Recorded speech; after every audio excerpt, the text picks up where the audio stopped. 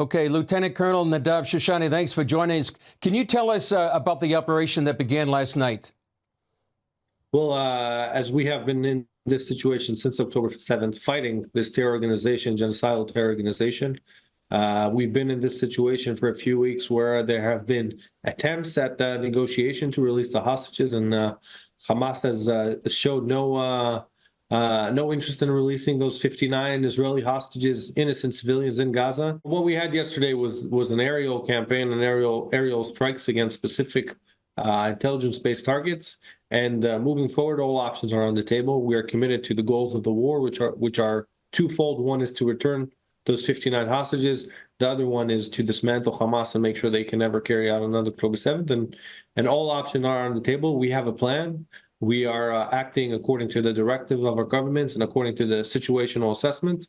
And I won't give hints to our enemies, but I'll tell you this: all options are on the table, including ground operations. Yeah. What goals have been accomplished so far in the last 12 to 24 hours?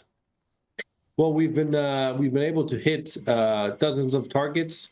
Most of them are either commanders or terror targets, terror infrastructure that could be used for terror attacks. And we are assessing the situation right now, the morning after, understanding the results of our attacks, trying to get the BDA, the bomb damage assessments of how successful our attacks were. But we believe we were able to hit a blow on Hamas and prevent them from moving forward with their ideas to carry out a terror attack against our civilians.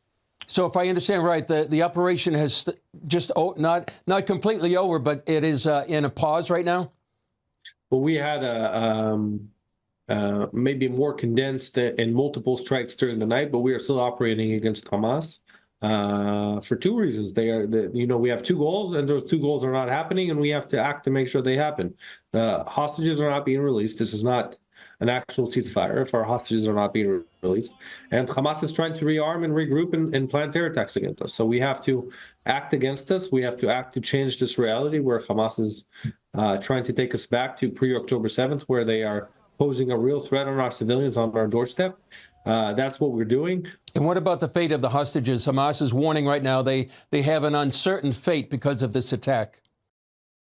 Well, Hamas has been holding hostages for about a year and a half. Those hostages are Israeli civilians held in inhumane horrible conditions. And, we've been operating this whole war. I returned to service for them. Many of my brothers in arms have risked their lives. Some have paid with their lives to bring back those hostages. This is why we're operating in Gaza. That's one of the main reasons. And, Hamas has been playing mind games and psychological warfare against Israelis, and more specifically against the families of those hostages, trying to spread misinformation. And I really just encourage the public to take everything they say with a salt of grain and be careful spreading rumors about that. I can assure you the IDF is operating to return hostages. We're doing everything in our way to make sure we're operating against those terrorists, not against civilians, not against Palestinians, but also not against our hostages. Yeah.